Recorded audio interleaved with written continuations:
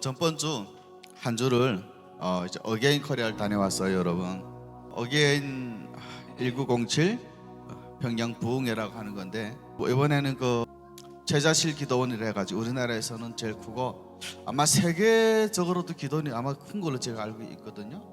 제자실 기도원에서 많은 북한 사람들이 모여서 기도하고 회개하면서 그 이제 복음 부흥의 불길이 평양에도 임하기를 간절히 바라는 마음으로 해서 우리 함께 참여를 했는데, 제가 말씀드렸다시피 올해는 우리 교회가 아직 애들이 어려서 제가 이제 참여를 안 시켰지만 내년부터는 저희도 함께 참여하도록 하겠습니다. 그렇게 하면 그쪽에서 애들 다 컨트롤 해주기 때문에 그리고 부모님들은 예배하고 부흥하고 기도하고 잠 자고 밥도 다 줘요. 공짜. 그래 걱정하지 마시고. 참 그 은혜가 너무 좋아요. 근데 성경을 모르는 상태에서 그걸 접하게 되면 되게 이상하게 보일 수도 있어요. 왜냐하면 대체 하나님은 어디 계시는데 분명 내 마음속에 있다고 하면서 주야 하고 소리치면은 하나님 하늘 꼭대기 계시나라는 오해를 생각할 수 있기 때문에 제가 좀 조심스러워서 그런 부분을 좀 이렇게 절제하는 면도 없지 않아 있긴 하지만, 내년부터는 우리 교회가 충분히 가능하다 싶기 때문에 내년부터는 저희가 함께 참여해서 기도도 하고 또 그분들의 간증도 들었고 설교도 들으면서 지금 우리가 어떤 위치에 있는지, 저나 여러분들은 지금 어떤 거룩한 멍에를 메고 있는지를 좀 아는 시간이었으면 좋겠다. 그런 의미에서 여러분, 내년부터는 제가 함께 참여합니다. 올해까지는 패스. 올해는 예부 활동 거의 없고요. 다만 여러분들 저번에 공지 올린 것처럼 월화목 이렇게 해가지고 하루에 1시간 한 40분 50분 성경 공부와 함께 한 10분의 기도를 매일 같이 드리는 그런 시간을 우리가 갖도록 하겠습니다. 자, 제가 기도함으로 찬양 시작하겠습니다. 사랑하는 주님, 한 주간 저희를 지켜주시고 보호해 주셔서 감사합니다. 세상에 나가서 일을 하고 또 모든 오만한 관계를 가진다는 것이 참으로 우리가 사는 이 세상은 너무도 어렵고, 또 그걸 이겨내야 되는 우리들의 마음에는 그리스도를 믿는 마음과 세상의 마음과 두 개의 마음이 우리한테 늘 존재합니다. 그래서 늘 하나님 헷갈리고 어떻게 하는 것이 주님의 자녀로 살아가는 건지 참 분간하기 어려울 때도 있습니다. 그러나 주님, 이 모든 것을 이겨낼 수 있는 힘을 우리에게 도와여 주시옵소서. 거룩한 주의 보혈의 공로를 힘입어 오늘 하루도 전진하며 나아가며 그 영적 싸움에서 이겨낼 수 있도록 주님 도와주시옵소서. 거룩한 삶을 살아갈 수 있도록 도와주시되 저들과는 다른 거룩한 삶을 살아가는 저희들이 될 수 있도록 도와주시옵소서. 예수님의 이름으로 기도합니다. 함께 찬양 부릅니다. 변찮은 주님의 사랑과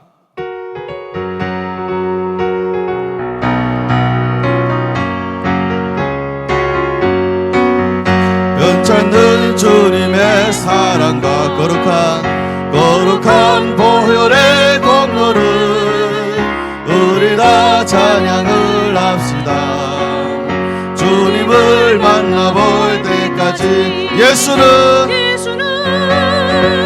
우리를 깨끗게 하시는 주시니 그의 피 우리를 눈보다 더 희게 하셨네.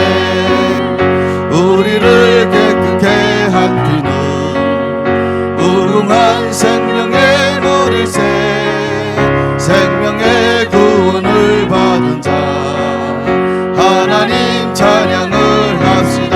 예수는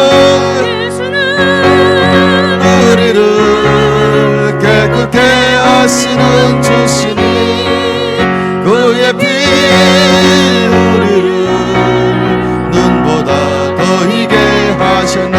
주님의 거룩한 보혈을 날마다 입으로 간증해 담대히 싸우며 나가세. 천국에 들어갈 때까지 예수는 우리를 깨끗게 하시는 주시니 그의 피 우리를 눈보다 더 희게 하셨네. 십자가 단단히 붙잡고 날마다 이기며 나가세. 머리에 머리에 면류관 쓰고서 주 앞에 찬양할 때까지 예수는 우리를 깨끗게 하시는 주시니 그의 피 우리를 눈보다 더 희게 하셨네. 다시 갑니다. 면찮는 주님의 사랑과 거룩한 보혈의 공로를 우리 다 찬양을 합시다. 주님을 만나볼 때까지 예수는 우리를 깨끗게 하시는 주시니 그의 피 우리를 눈보다 더 희게 하셨네. 우리를 깨끗게 한 피는 무궁한 생명의 물일새 생명의 구원을 받은 자 하나님 찬양을 합시다. 예수는 우리를 깨끗게 하시는 주시니 그의 피 우리를 눈보다 더 희게 하셨네. 주님의 거룩한 보혈을 날마다 입으로 간증해 담대히 싸우며 나가세. 천국에 들어갈 때까지 예수는 우리를 깨끗게 하시는 주시니 그의 피 우리를 눈보다 더 희게 하셨네. 십자가 단단히 붙잡고 날마다 이기며 나가세. 머리에 면류관 쓰고서 주 앞에 찬양할 때까지 예수는 우리를 깨끗게 하시는 주시니 그의 피 우리를 눈보다 더 희게 하시. 예수는 우리를 깨끗게 하시는 주시니 그의 피 우리를 눈보다 더 희게 하셨네. 자, 다음 부를요. 죄에서 자유를 얻게 하면 함께 부르도록 합니다.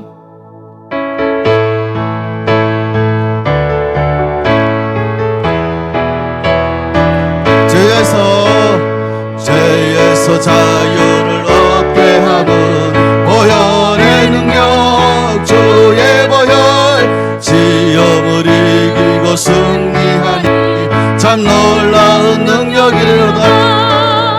주의 보혈 능력이 또다. 주의 피 믿으오 주의 보혈 그 어린 양의 매우 귀중한 피로다. 잠시만 시도. 여러분 이 노래 부를 때 박수 치면서 불러야 되는 거예요. 머리만 끄덕끄덕하면 안 됩니다. 자 다시 갑니다. 박수 치면서 죄에서 자유를 얻게 하면 시작. 죄에서 자유를 얻게 하는 보혈의 능력 주의 보혈 시험을 이기고 승리하니 참 놀라운 능력이로다. 주의 보혈 능력이 또다. 주의 피 믿으오 주의 보혈 그 어린 양의 매우 귀중한 피로다. 육체의 정욕을 이기리는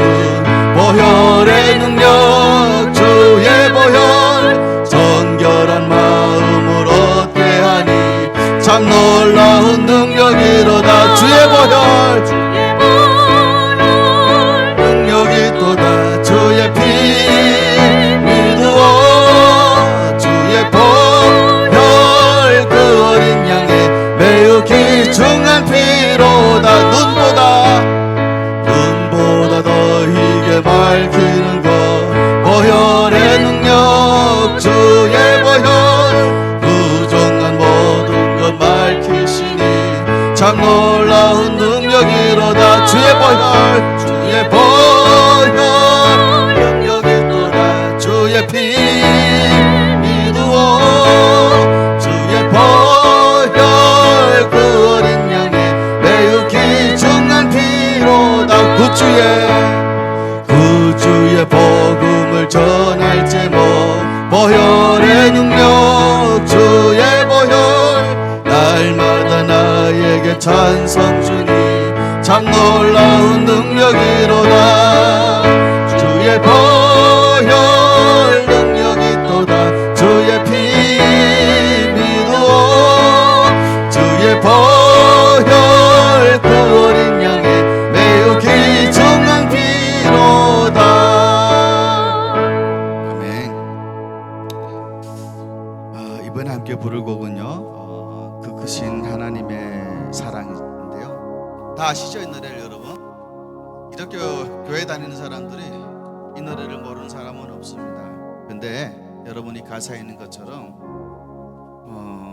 저는 여러분들이 우리 북한 분들이 하나님을 잘은 모르지만 그죠? 아직 우리 하나님에 대해서 잘 알지는 못하잖아요. 그러지만 우리의 삶을 좀 돌아봤을 때 되게 기적 같은 일들이 우리한테 너무나도 많았다는 거죠.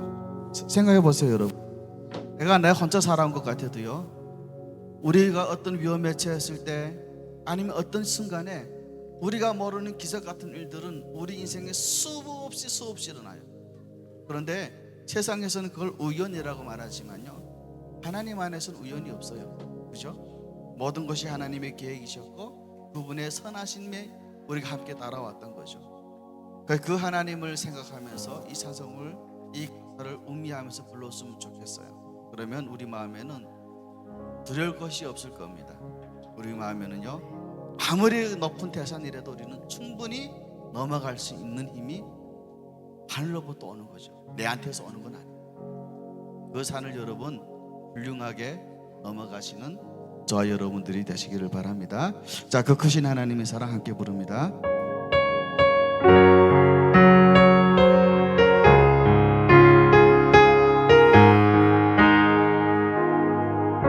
그 크신 하나님의 사랑 크신 하나님의 사랑 말로 다 형용 못하네. 저 높고 높은 별을 넘어 이 낮고 낮은 땅 위에 제범한 영혼 구하려 그 아들 보내사 허목짐을 삼으시고 죄 용서하셔. 하나님 크신 사랑은 하나님 크신 사랑은 승량다 못하네. 영원히 변치 않는 사랑 성도여 찬양하세. 괴로운 시절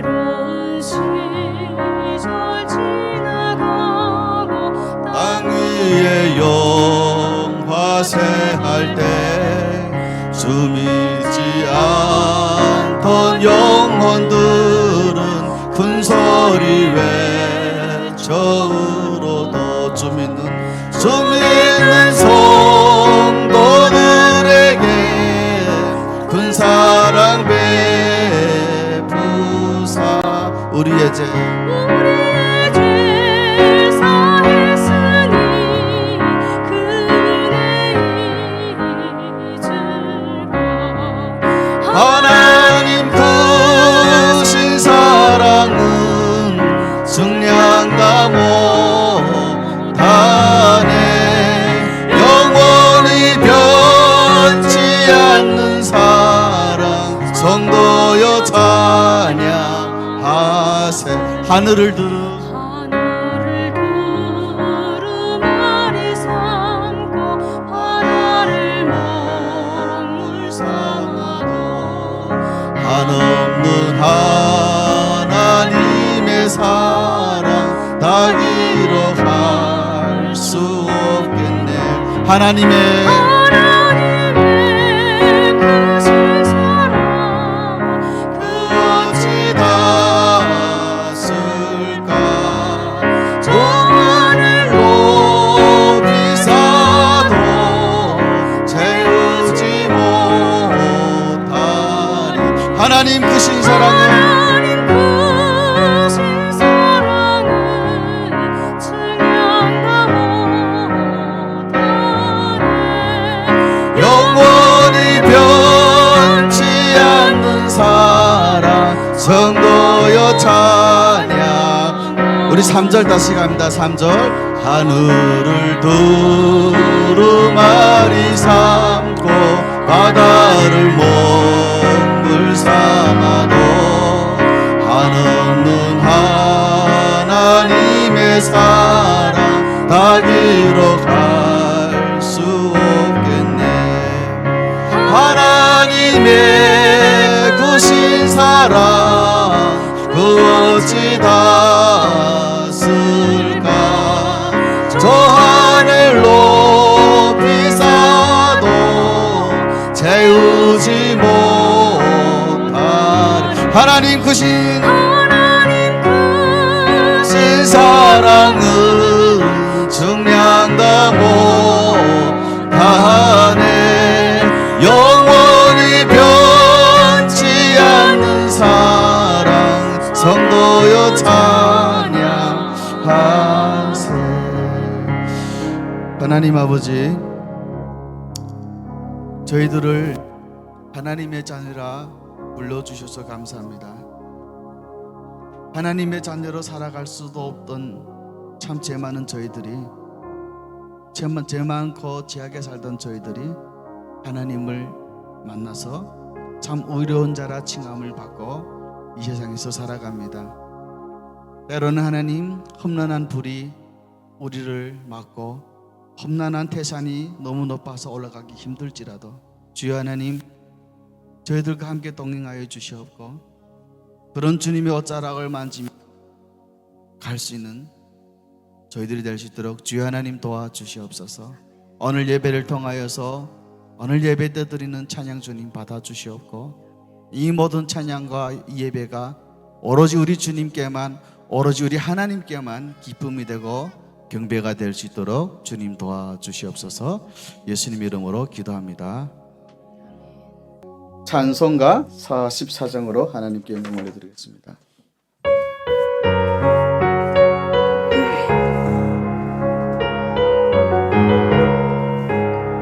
지난 일의 동안에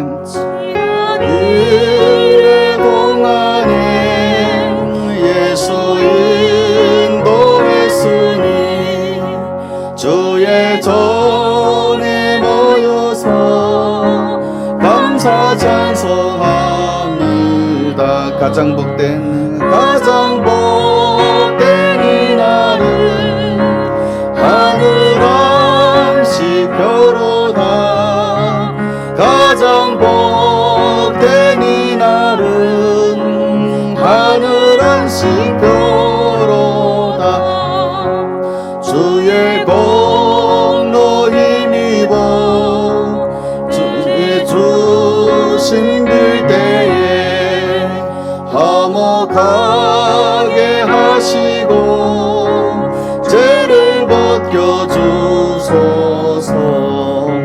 세상 걱정 버리고 은혜 받게 하소서 세상 걱정 버리고 은혜 받게 하소서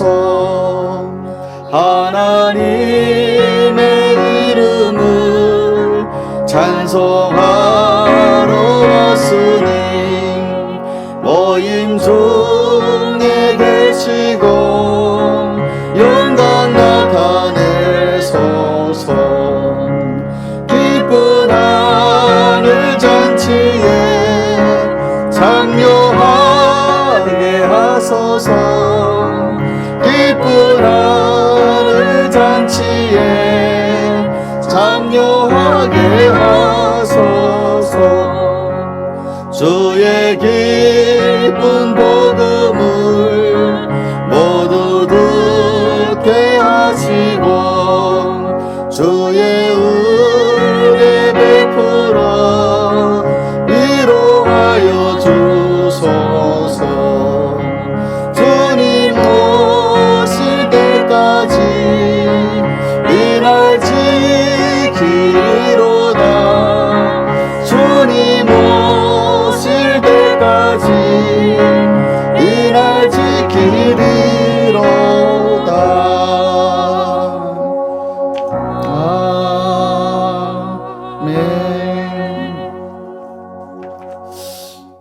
성시교독입니다. 교독문 30편, 시편 67편인데요. 제가 한 절, 여러분들 한 절 함께 하나님께 봉독합니다. 하나님은 우리에게 은혜를 베푸사 복을 주시고 그의 얼굴빛을 우리에게 비추사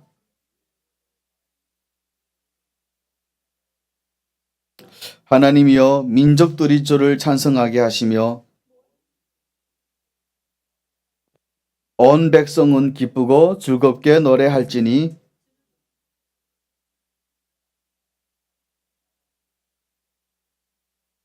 하나님이여 민족들이 주를 찬송하게 하시며 모든 민족으로 주를 찬송하게 하소서.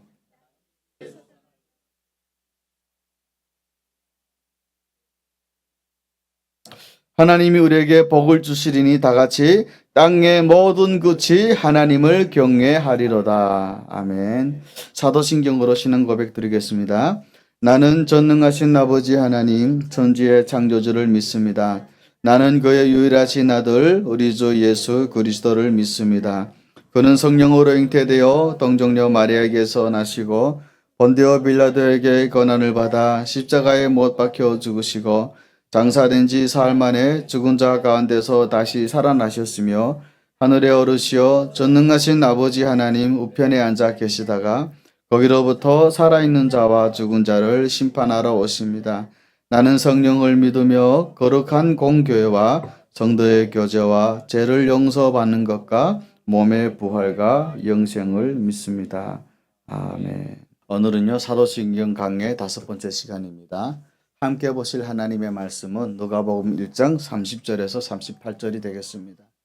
여러분 말씀이 이렇게 화면에 나와 있으니까요. 화면을 보시면서 함께 하나님의 말씀을 합독하면 되겠습니다. 천사가 이르되 마리아여 무서워하지 말라. 내가 하나님께 은혜를 입었느니라. 보라 내가 잉태하여 아들을 낳으리니 그 이름을 예수라 하라.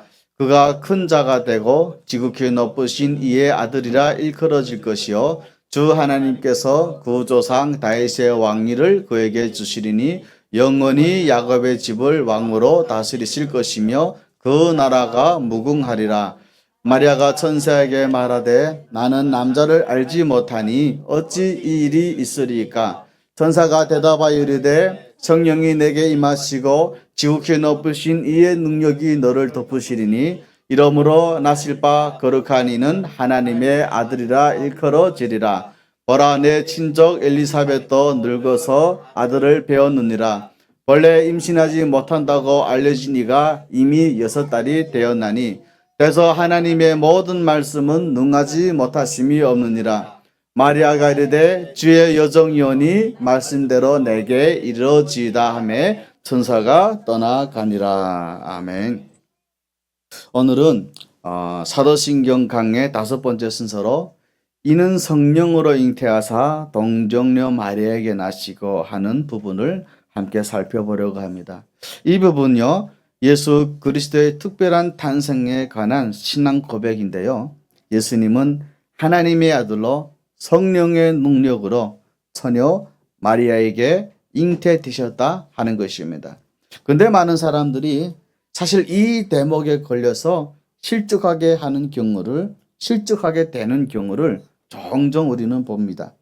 아마 어쩌면 지금 이 자리에 앉아 계신 우리들 중에도 다른 것은 다 믿겠는데 이 부분만큼은 절대 잘 안 믿어진다고 생각하시는 분들도 분명히 계실 것입니다. 어떻게 처녀가 성적인 관계도 하지 않으면서 아이를 낳느냐 하는 것이죠. 그래서 어떤 사람들은 예수님이 사생아라는 등 또 그분의 탄생 기록은 다 가짜다, 설하다 이런 얘기를 하시는 분들도 있습니다. 그러나 진정한 그리스도인이라면 이 대목 역시 의심 없이 사실로 받아들일 수 있습니다. 더 정확하게 말하면 머리로 이해가 되기 때문에 아니라 성령의 역사로 십자가의 구속의 은혜가 믿어지는 것처럼 예수님이 성령으로 처녀인 마리아의 몸에서 태어나셨다는 것도 믿음으로 받아들여지게 되는 것이죠.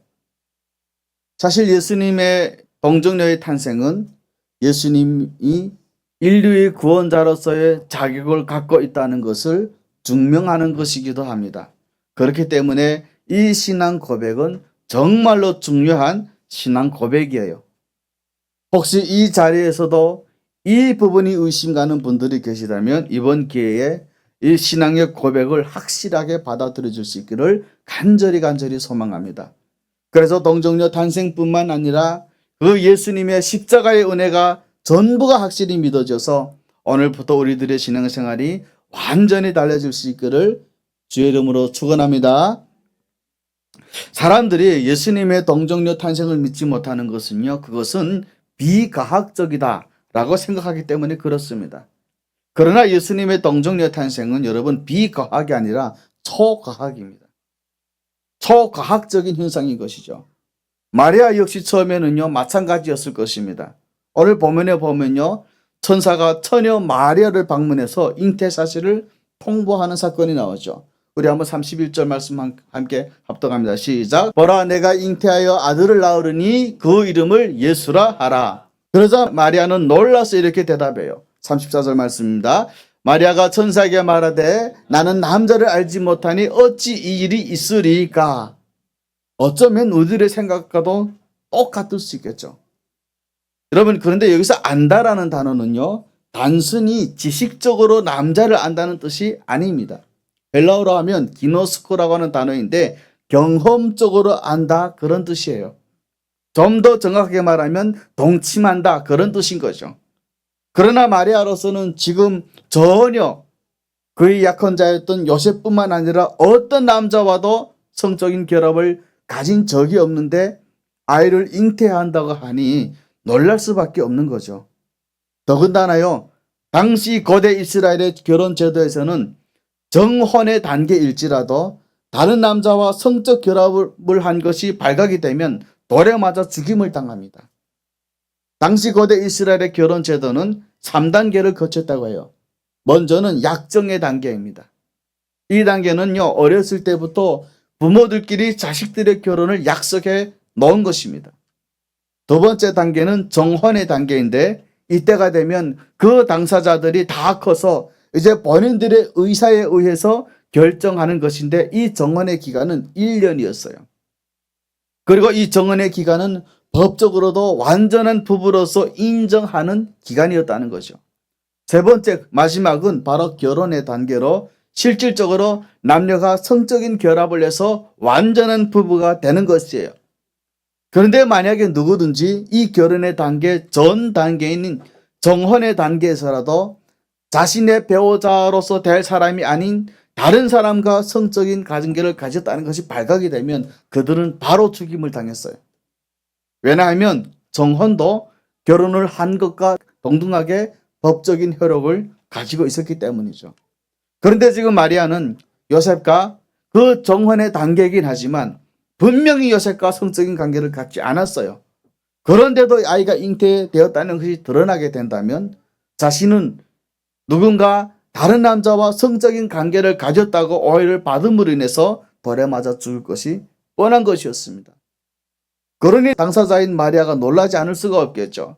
그럴 때 천사가 나타나서 얘기를 하죠. 35절 말씀 우리 함께 합독합니다. 시작. 천사가 대답하여 이르되 성령이 내게 임하시고 지극히 높으신 이의 능력이 너를 덮으시리니 이러므로 나실 바 거룩한 이는 하나님의 아들이라 일컬어지리라.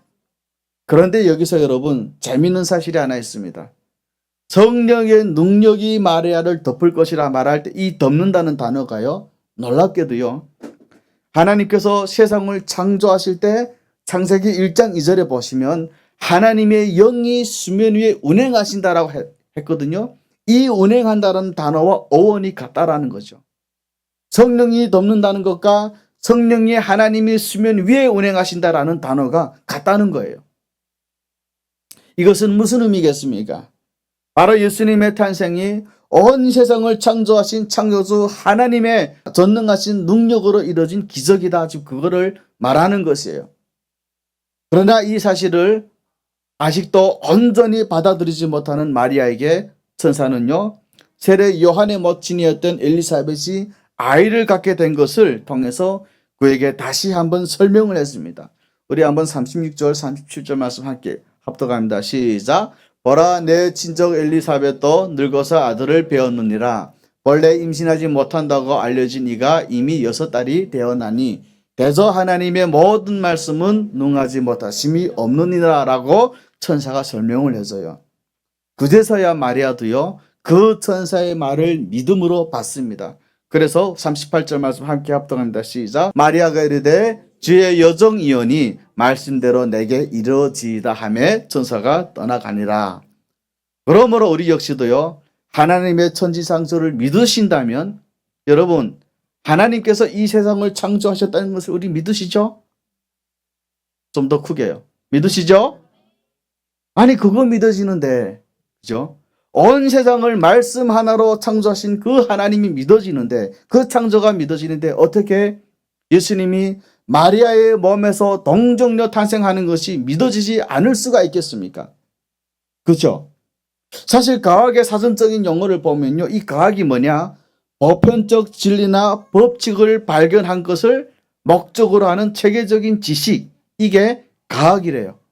그런데 아십니까 여러분? 이 과학에 의해서 발견된 법칙이라는 것도요. 결국은 창조주 하나님께서 세워놓으신 것들을 조금씩 발견해 가고 탐구해 가는 것에 불과하다는 거예요. 다시 말하면 오늘날 과학자들이 연구한 그 과학의 발견들 모든 지식들도 결국은 창조주 하나님께서 이 온 세상을 창조하시고 운행하시는 그 법칙들의 극히 일부분에 불과하다는 거예요. 1000만 분의 1이 아니라 여러분 수천억 분의 1도 안 되는 그 작은 발견만을 오늘날의 과학이 하고 있을 뿐이라고 하는 것입니다. 그래서 여러분 우리는 과학을 무시하면 안 돼요. 대개 사람들이 신학과 과학을 분리해보는 경우가 있는데요. 절대로 그렇게 하면 안 됩니다. 오히려 과학을 통해서 하나님의 위대하심을 우리는 더 발견할 수 있어야 되는 게 신학이에요. 그리고 우리가 알아야 될 것은요. 하나님은 당신 스스로가 세우신 이 세상의 질서 법칙을 가급적이면 무너뜨리지 않으세요. 그래서 하나님이 세우신 법칙에 의하면 물은 위에서 아래로 흐르는 것입니다. 그러나 항상 그렇지는 않습니다. 하나님께서 뭔가 섭리적인 가운데 하나님의 크신 어떠한 목적을 이루셔야 한다면 물은 항상 위에서 아래로 흐르지만 어느 순간 아래에서 위로 올라가게 하실 수도 있다고 하는 것입니다. 그것이 바로 우리가 지금 다투고 있는 홍해의 갈라짐이잖아요. 하나님은 특별한 경우에는요. 그 법칙을 그 당신이 세우신 법칙을 잠시 멈추실 수 있다고 하는 것입니다. 이것을 우리는 흔히 뭐라고 말하죠? 쉽게 말하면 기적, 신학적인 용어로 말하면 비상섭리라고 말을 하는 것입니다. 그런데 여러분 우리는 이 하나님이 하시는 이 비상섭리마저도 수천억 분의 1도 안 되는 그 작은 지식을 가지고 함부로 평가하고 판단한다는 것입니다. 그래서 자신이 가지고 있는 경험과 자신이 그동안 쌓아놓은 지식으로 볼 때 맞지 않는다고 단호하게 거부한다는 것이죠. 여러분 우리 주변에는요. 말기암에 걸리면 다 죽는 거 아닙니다. 그게 하나님이 세우신 일반 법칙이에요. 그래서 예수를 믿어도요. 주기병에 걸리면 죽는 것이 일반적인 원칙입니다. 그러나 항상 그렇지는 않잖아요. 우리 주변에 분명히 제가 알았던 사람도 말기암으로 죽을 수밖에 없는 그런 상황이었지만 하나님께서 비상섭리로 간섭하셔서 모든 암세포들이 씻은 듯이 사라지는 그런 역사들이 있어요. 여러분 내가 누수히 말하는 우리 카나다에 사시는 우리 전종석 할아버니 제가 이제 그 16살에 만났죠. 이 할아버님이 하나님을 전적으로 믿게 된 동기가요. 이 할아버지가 70세였어요. 그 고령임에도 불구하고 중국의 선교사로 나와서 하나님의 일을 할 수 있었던 것은 그 할아버지 할머니, 아내 할머니가 뇌종양이 걸렸어요. 그것도 말기였대요. 그래서 할아버지가 그 하나님께 그렇게 기도를 했대요. 하나님, 이번에 내 아내를 살려주시면 내 남은 평생을 주님을 위하여 바치겠노라고요. 그 기도가 얼마나 간절했던지 하나님은 그 할머니의 뇌종양을 말끔히 고쳐주셨고 두 분 다 그 고령의 나이임에도 불구하고 중국에 나오셔가지고 선교를 하셨다는 것입니다. 그 할머니는요, 그 후에 30년을 더 사시다가 2022년도에 90대 초반에 하나님 앞에 부르심을 받으셨습니다. 하나님의 아들의 탄생도 마찬가지라는 것입니다. 그렇기 때문에 이 사건은 일상적인 자연 법칙을 초월한 예적인 것으로 이해해야 되고 그래서 예수님의 동정녀 탄생을 비과학이라고 말하기 전에 이것은 초과학, 과학을 뛰어넘는 상식과 법칙을 뛰어넘는 일이라고 우리는 이해해야 된다고 하는 것입니다. 사실 여러분, 요즘 시험관 아기, 최수정 너무나도 흔한 얘기죠. 그죠? 그런데 여러분, 이 시험관 아기나 최수정 이런 것이 가능해지기 전 100년 전쯤만 해도요, 사람들이 성적인 결합을 안 했는데도 아기가 태어난다. 이건 말이 안 되는 얘기예요. 그야말로 비과학적인 것이죠. 이걸 누가 믿겠습니까? 그런데 오늘날은 어떻죠? 사람이 성적인 관계를 하지 않았는데도 불구하고 아이가 만들어진다는 말이에요. 그것을 비과학이다, 있을 수 없는 일이다라고 하기에는 그렇게 얘기하는 사람들이 오늘 누가 있습니까? 아무도 없지 않아요. 당연히 그런가 보다라고 머리만 굴떡굴떡거리지. 이처럼 인간의 지식과 지혜로는 상상할 수 없는 일들이 가능해졌는데 하물며 말씀 하나로 이 세상을 창조하신 하나님께서 예수님을 동정녀 마리아의 몸에서 태어나게 하시는 일이 뭐가 그렇게 되시겠냐 하는 거죠. 무엇을 못하시겠냐 하는 것입니다. 그런데 오늘 우리는 그 한 줌도 안 되는 그 하나님이 세우신 이 세상의 법칙에 수천억 분의 1도 되지 않은 그 작은 지식을 가지고 함부로 판단하고 부인을 하고 있다고 하는 것입니다. 그러므로 사랑하는 여러분, 오늘 이 아침에 우리들도 예수님께서 동정녀 마리아에게 나셨다는 것을 우리들이 알고 있는 상식으로 비과학적인 것으로 치부하면서 그렇기 때문에 기독교 신앙은 믿을 게 못 된다는 등 그렇게 예배 나와서 좋은 말씀을 들어서요, 도덕적으로 선한 삶을 살고 마음 좀 편해지기 위해서 내 신앙생활 하는 것, 그래서 신앙생활 하는 것이다 라고 생각하지 마시고 오늘 이 전능하신 하나님의 능력에 의해서 이루어진 이 일을 믿음으로 감사함으로 받으시는 그런 우리 모두가 되시기를 간절히 축원합니다. 그렇다면 세상 사람들이 이 이야기는 절대로 말도 되지 않을 것 같은 이 동정녀 탄생의 교리, 이게 도대체 무슨 의미가 있길래 하나님은 그렇게 하셨을까 하는 겁니다. 첫 번째로는요, 예수님의 동정녀의 탄생은 예수님 자신이 오랫동안 성경에서 이미 예언되어 왔던 구원자라는 것을 증거하는 것이라는 거죠. 여러분, 사실 전능하신 하나님께서 이 세상에 예수님을 보내시는 방법이 여러 가지 있을 수 있어요. 그런데 하나님은 왜 하필 사람들이 의심할 수밖에 없고 잘 받아들일 수 없을 것 같은 그 동정녀 마리아를 통해서 처녀가 잉태되게 해서 예수님께서 나오게 하셔나는 겁니다. 이것에 대한 답은 이사야 7장 14절에 있어요. 거기 보면 예수님이 오시기 전 이미 700년 전에 선지자 이사야를 통해서 하나님은 예수님이 오실 것을 말씀해 놓으셨어요. 우리 함께 합독합니다. 시작. 그러므로 주께서 친히 징조로 너에게 주실 것이라. 보라, 처녀가 잉태하여 아들을 낳을 것이요 그의 이름을 임마누엘이라 하리라. 여기서 말하는 징조라고 하는 것은 여러분 사인이라고 하는 것인데, 그렇다면 이 사인이라고 하는 것이 무엇이겠습니까? 사실 예수님은 하나님이 이미 오래전부터 약속해놨던 그 구원자라고 하는 사인이라고 하는 것입니다. 그걸 보면 예수님이 구원자가 맞구나. 구약 성경에 이미 오래전에 수도 없이 많은 것에서 하나님이 약속해놨던 그 구원자가 맞구나. 그걸 알라고 일부러 징조를 보여주셨는데 그게 뭐냐? 때가 되면 처녀가 잉태해서 아들을 낳게 될 것이라고 하는 것입니다. 다시 말하면 예수님이 마리아의 몸을 통해 성령으로 잉태된 사건은 예수님이 구약 성경에 이미 오래전부터 예언되어 있던 구원자라는 것을 증거하는 것이라고 하는 것입니다. 그리고 이것은요, 거슬러 올라가서 예수님이 이미 창세기 3장 13절에 예언되어 있었던 분이라는 것을 의미하기도 하는 것이기도 하죠. 왜냐하면 창세기 13절에 보면요, 하나님은 이렇게 말씀하셨죠. 우리 함께 합독합니다. 시작. 내가 너로 여자와 원수가 되게 하고 내 후손도 여자의 후손과 원수가 되게 하리니 여자의 후손은 내 머리를 상하게 할 것이요 너는 그의 발꿈치를 상하게 할 것이니라 하시고, 이 말씀은 하나님이 사탄에게 하는 말 아닙니까? 그런데 여자의 후손으로 온 자가 사탄의 머리를 부서뜨릴 이 여자의 후손이 누구겠습니까? 어느 날 인류를 구원하기 위해서 사람의 모습으로 특별히 동정녀 마리아의 몸으로 성령으로 잉태되어 오신 예수님이시라는 것.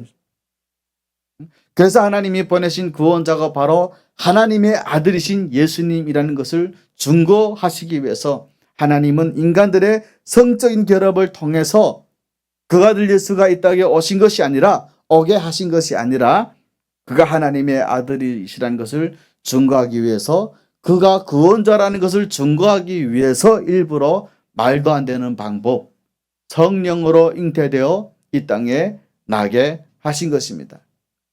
이 말씀을 듣고 여러분들이, 우리들이 조금이라도 더 예수님을 진실로 믿으시기를 바랍니다. 제가 처음 예수 믿은 지 얼마 안 됐을 때요, 지금도 사실 은혜가 안 되면 못하는 행동들이 있어요. 찬양하고 기도하고 집회를 하는데 이상하게도 너무너무 부끄러웠어요. 그러다 보니까요, 이게 박수 치는 거하고 손 올리는 걸 너무너무 내가 못하는 거예요. 손을 올렸다가 약간 뻘쭘 해가지고 손을 다시 내리고 이렇게 했거든요. 그래도 부끄러웠던 제가 몇 달이 지나고 몇 년이 지나니까 저절로 모르게 박수도 잘 치고요, 저절로 모르게 손이 올라가더라고요. 그리고 찬양을 부를 때도 눈물로 찬양했던 기억이 있습니다.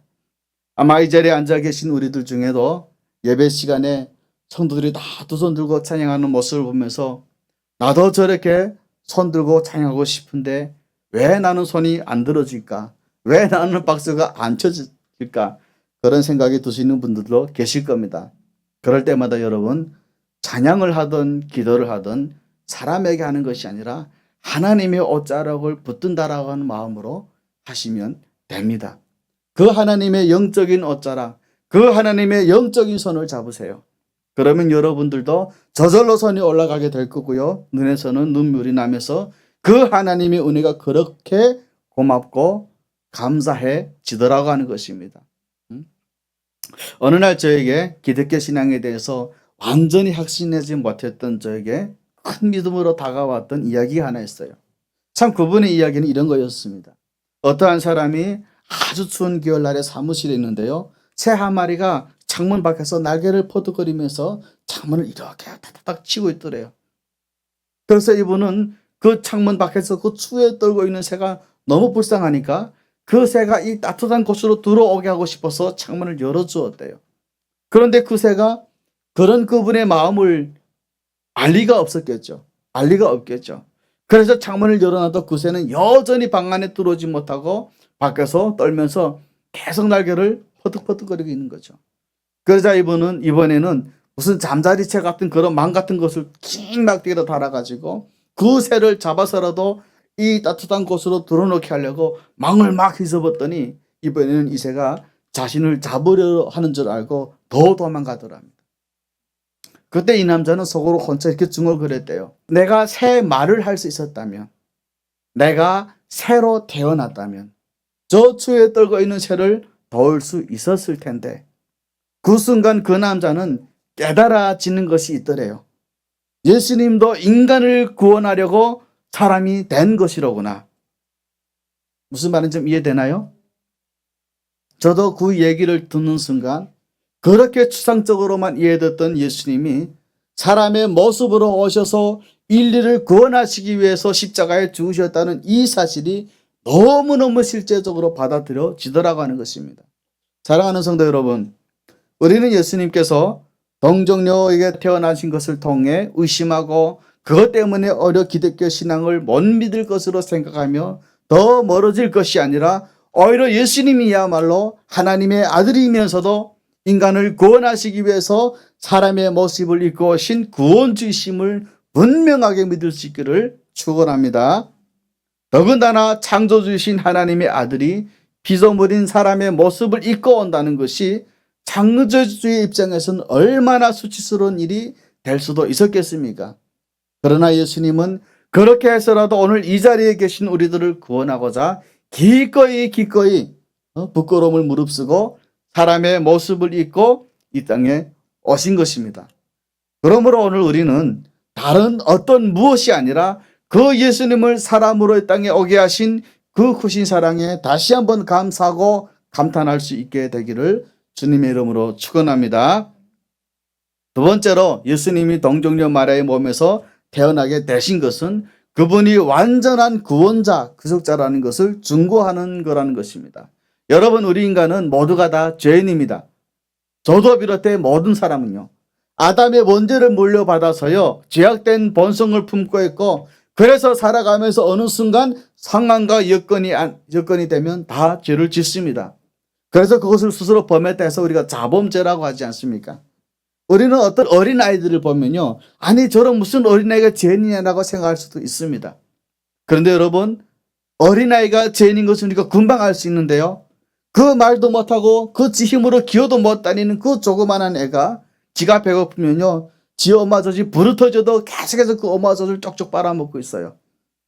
그게 인간이에요. 맞죠? 그러니 저런 애가 무슨 죄인이냐? 아닙니다, 여러분. 그 한 살도 안 난 갓난애기도 죄인입니다. 지밖에 모르는 죄인이죠. 그래서 우리 모두는 그 죄 때문에 영원히 죽을 수밖에 없는 것입니다. 그래서 그 의학자들이 사람들을 왜 죽는지 그 원인을 밝히려고 해도 그 원인을 밝혀내지 못하고 있지 않습니까? 기껏해야 죽음의 현상을 설명할 뿐이에요. 그래서 사망의 원인이라고 의사들이 써야 되는데 그 원인을 근본적으로 알 수 없잖아요. 그래서 하는 말이 뭐죠? 심장이 멎었다. 그게 무슨 사망의 원인이에요.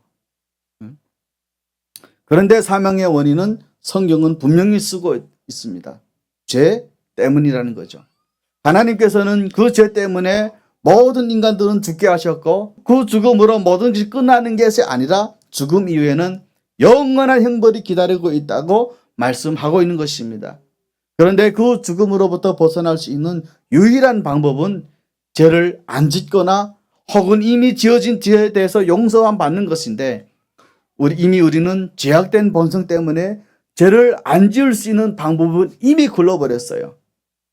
그렇다면 또 하나 남은 방법, 내가 지은 죄를 용서받는 방법이 있는데 그것은 오직 피 흘림으로만 가능하다고 성경은 얘기하고 있는 거죠. 우리 한번 히브리서 9장 22절 말씀 함께 합독합니다. 시작. 율법을 따라 그의 모든 물건이 피로써 정결하게 되나니 피 흘림이 없은즉 사함이 없느니라. 왜 피를 흘려야 죄가 용서되게 하시느냐? 피는 생명이기 때문에 그래요.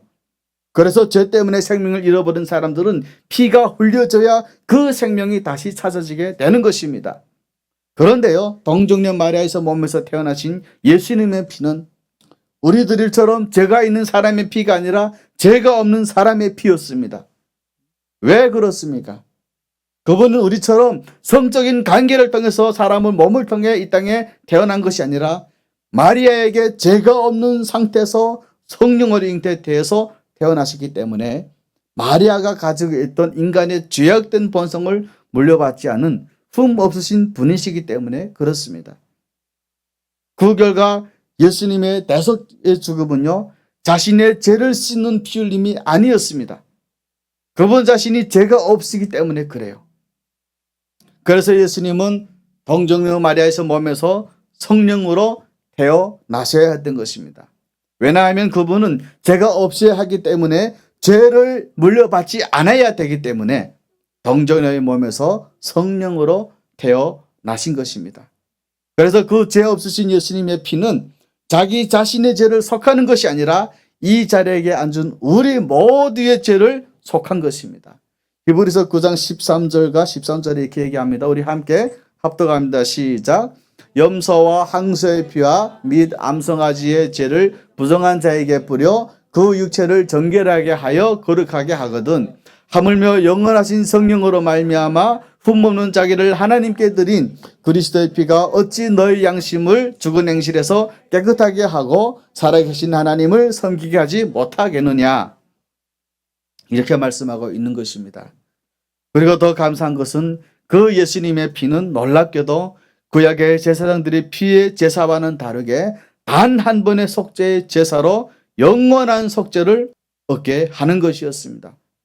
그래서 히브리서 10장 11절 12절 이런 말씀이 있습니다.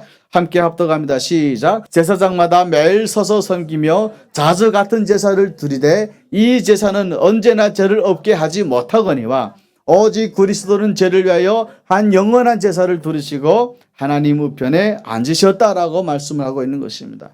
결국 하나님이신 예수님은 사람의 몸으로 오시되 죄가 없는 모습으로 오셔야 했기에 천의 몸을 빌어 성령으로 잉태되셨고, 그래서 그분은 죄 없으신 하나님의 아들로 사람으로 이 땅에 오셨기에 그분의 속죄의 제사는 자신의 죄가 아닌 우리 모두의 죄를 속하며 한 번의 제사로 영원한 속죄의 효과를 갖는 것입니다.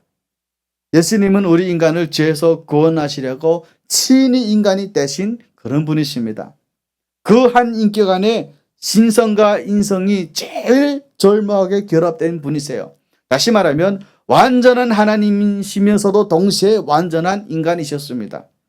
그래서 그분은 죄 없으신 완전한 하나님으로 죄 있는 인간의 모습으로 오셔서 대속의 제물이 되심으로 말미암아 우리의 모든 죄가 용서되어지게 함으로 그 예수 그리스도의 은혜를 믿는 모든 자들에게 생명이 주어지게 하는 구원주가 되신 것입니다. 그러므로 오늘도 그 예수 그리스도 완전한 구원자 대신 그 예수 그리스도를 믿는 자는 누구나 의로운 자가 되고 천국 백성이 되어지는 것입니다. 그 외에 아무런 조건이 없습니다. 우리들이 열심히 선한 삶을 살아서 하나님 앞에 나 이만하면 착하게 살았죠. 이만하면 천국 가서 살만한 자격이 있죠. 그 자격을 인정받을 만한 선한 삶을 살아야 우리들이 구원이 확정되어지고 의로운 자가 되는 것이 아니라 한 번의 제사로 완벽한 제사를, 영원한 제사를 누리신 그 예수님의 피가 우리 모두를 영원히 의롭게 한다고 하는 것입니다. 오늘 우리가 선한 삶을 살아야 되는 이유는요, 그렇게 하지 않으면 우리는 의로운 자가 될 수 없기 때문에 아니라 값없이 주신 그 은혜가 헛되지 않게 하기 위해서, 그리고 그 은혜가 너무나도 고맙고 감사하기 때문에 우리는 오늘도 선한 삶을 살아야 하는 것입니다. 이 완전한 구속자가 되시는 예수 그리스도를 오직 믿음으로 영원한 생명과 천국을 얻는 우리 모두가 되시기를 예수님 이름으로 축원합니다. 이 자리에 혹시 예배를 오랫동안 드리고도요, 수십 년 동안 신앙생활을 했지만 아직도 천국의 확신이 없거나 영원한 생명의 은혜에 대한 확신이 없으신 분이 계시다면 동정녀 마리아의 몸으로 나서 죄가 없으신 몸으로 십자가에 죽어주신 그 주 예수의 은혜가 우리 모두를 깨끗하게 한다는 사실을 다시 한번 믿음으로 또한 받아들임으로 인해서 그런 분들에게도 영원한 생명의 축복이 있기를 축원합니다.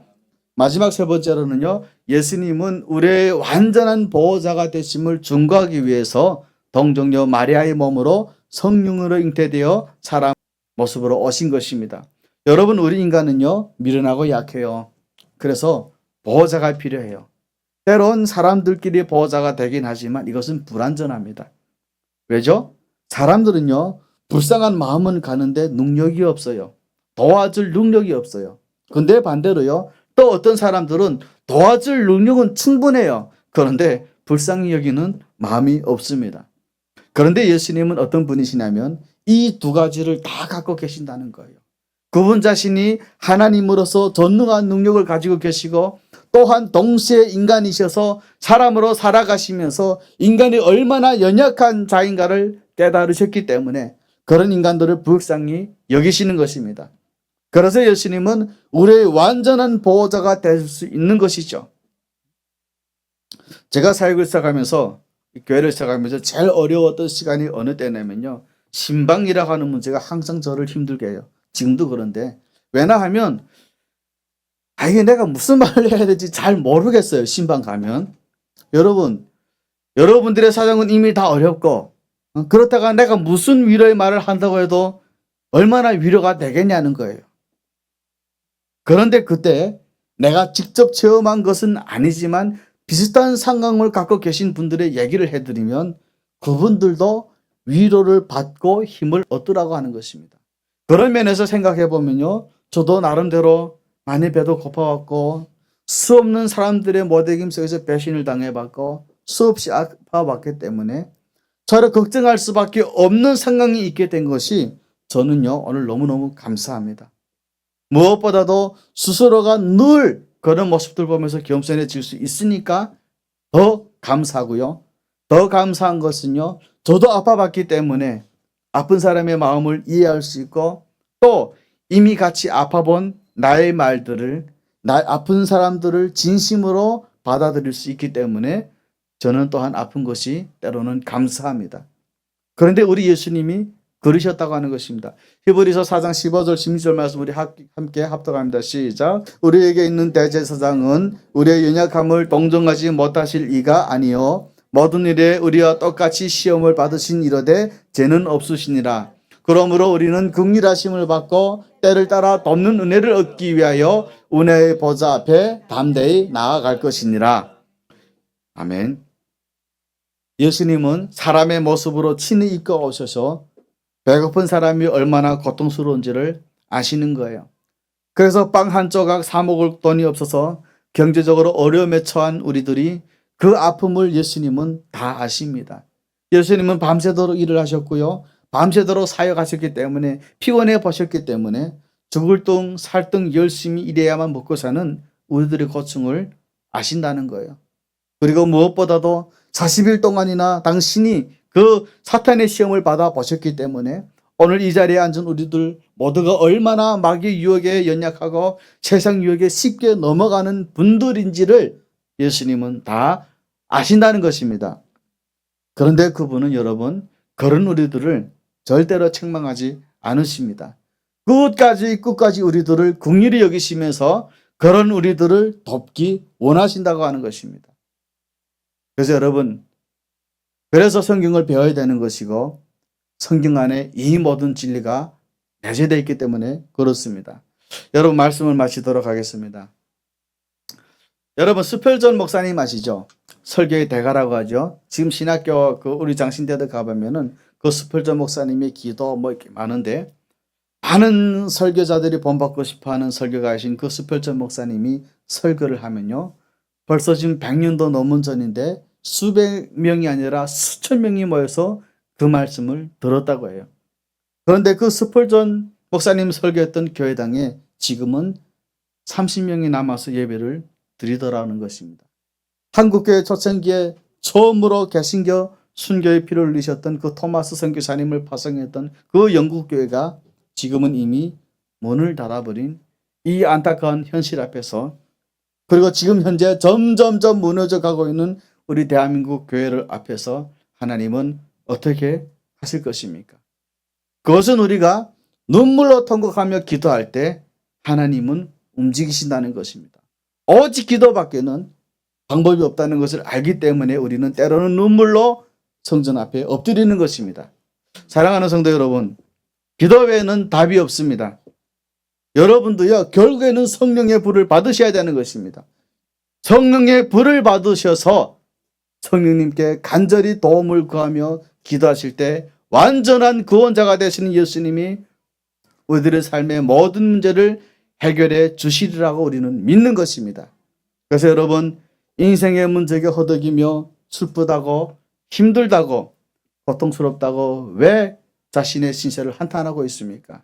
기도로서 말씀으로서 성령의 불을 받으십시오. 완전히 구원자가 되시는 그 예수님께 여러분들의 도우심을 구하십시오. 그럴 때 여러분들의 삶에도 우리들의 삶에도 놀라운 성령의 역사가 나타나게 될 것입니다. 함께 찬양 부릅니다. 우리 함께 찬양 부르실 텐데요. 부를 찬양은 기도할 수 있는데 왜 걱정하십니까? 함께 부릅니다.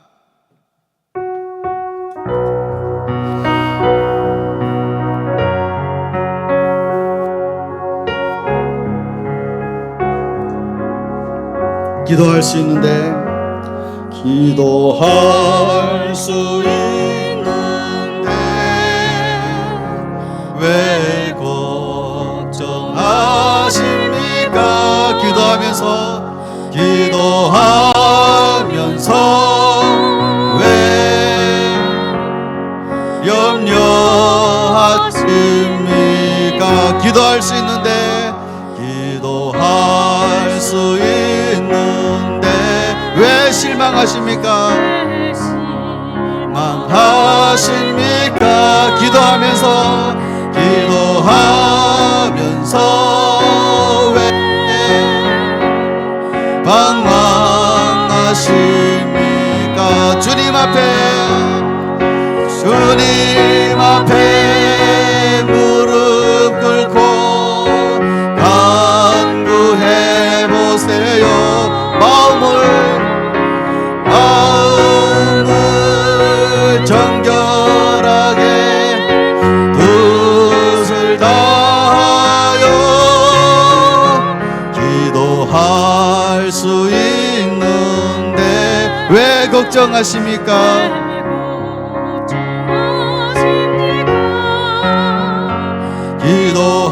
기도하면서 왜 염려하십니까? 한 번 더 갑니다. 기도할 수 있는데 기도할 수 있는데 왜 걱정하십니까? 기도하면서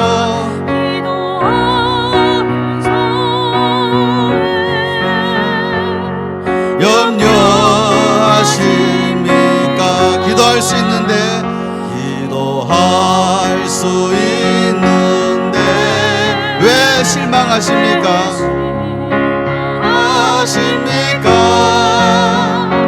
기도하면서 왜 방황하십니까? 주님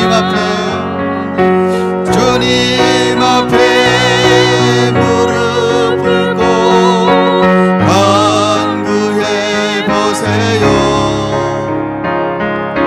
마음을 정결하게 뜻을 다하여 기도할 수 있는데 왜 걱정하십니까? 기도하면서 왜 염려하십니까? 우리 한번 기도하겠습니다. 하나님,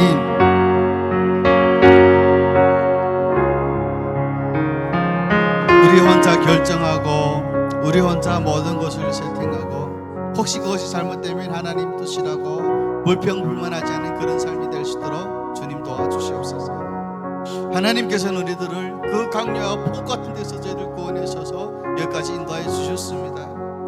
그런 하나님의 은혜를 생각하면 우리는 감사하지 않을 수 없고 그 은혜 앞에 머리를 숙일 수 없는데 가끔 살아가는 이 세상 앞에서 혼탁한 이 세상 앞에서 자꾸 넘어집니다.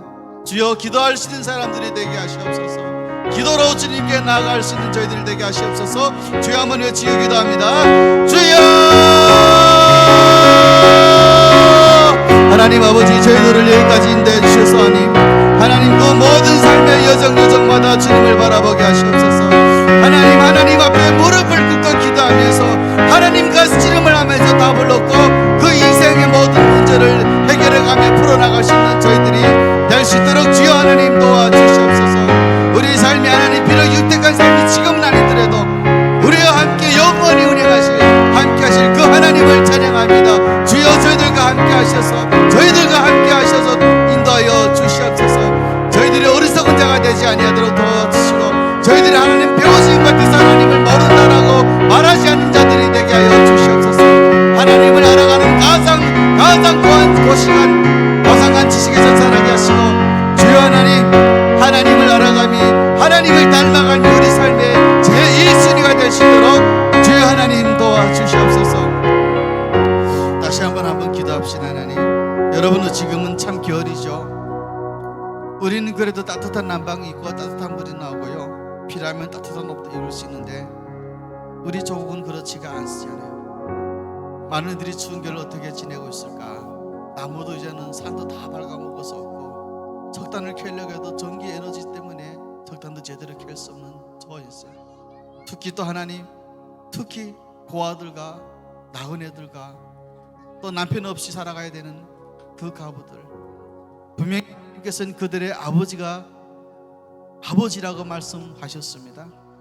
하나님, 우리가 지금 할 수 있는 건 기도밖에 없어요. 그렇지만 그 기도가 하나님의 마음을 움직이고 그 기도가 하나님의 사랑의 은혜를 입어서 북한 저 곳에 곳곳에 그 하나님의 은혜가 임할 수 있도록 주여 도와 주시옵소서. 주여 한번 외치기 기도합니다. 주여! 사랑하는 주님, 그 하나님의 은혜를 저 땅에 불러 주시옵소서. 하나님의 그 큰 사랑으로 부흥을 일으켰던 저 땅이 지금은 하나님 김일성, 김정일, 김정은의 우상 숭배로 가득 차 있음으로 인해서 저 땅이 벌을 받았고 저 땅에 사는 모든 사람들이 징계를 받아서 하나님 저 땅은 황폐해지고 그 땅에 소출을 내지 않는 면에서 많은 이들이 하나님 굶어 죽었고 많은 이들이 아파하고 있습니다. 사랑하는 주여, 당신의 마음을 저 땅에 비춰주시옵소서. 당신의 은혜를 저 땅에 비춰서 다시는 하나님 굶어 죽어가는 이들이 다시는 하나님 추워서 얼어주는 일이 없도록 주여 도와주시옵소서. 저 땅을 생각하면 마음이 너무 아프고 괴롭지만 그럼에도 불구하고 주님 저희들은 살아서 하나님의 영광을 선포할 수 있도록 주여 도와주시옵소서. 저희들의 기도를 쉬지 않게 도와주시옵고 이 기도에 하나님의 은혜가 있음을 기억하게 하셔서 주여 하나님 저희들이 지금보다 더 큰 은혜를 더 큰 하나님의 영광을 비치며 살아가는 죄의 종들이 될 수 있도록 주여 하나님 도와주시옵소서.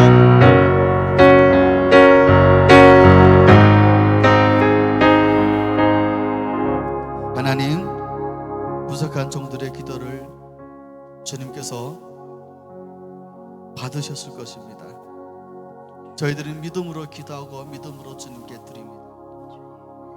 하나님, 저희들을 함께하여 주셔서 우리 삶의 모든 순간순간 주님께 드릴 수 있는 그런 기도의 영사로, 생명의 영사로, 성령의 영사가 될 수 있도록 도와주시옵소서. 예수님 이름으로 기도합니다. 성금 기도 드리겠습니다. 사랑하는 주님, 또 교회를 나오며 저희가 삶의 일부를 하나님께 드렸습니다. 그 귀한 선물이 씌워지는 곳곳에 주의 이름이, 주의 경배가 넘쳐나게 하시고 주님을 찬양하는 높은 은혜가 넘쳐날 수 있도록 도와주시옵소서. 또한 하나님, 너무 어려워서 너무 가난해서 드리지 못한 분들도 있습니다. 그들의 마음의 중심을 주님께서 아시오니 그들의 마음도 주님 함께 받아주셔서 그들의 삶이 지금보다는 더 윤택되고 아름다운 삶이 될 수 있도록, 그래서 그 아름다운 삶으로 인해서 하나님께 영광 드리고 축복 드리는 그런 삶들이 될 수 있도록 주여 도와주시옵소서. 예수님 이름으로 기도합니다. 아멘.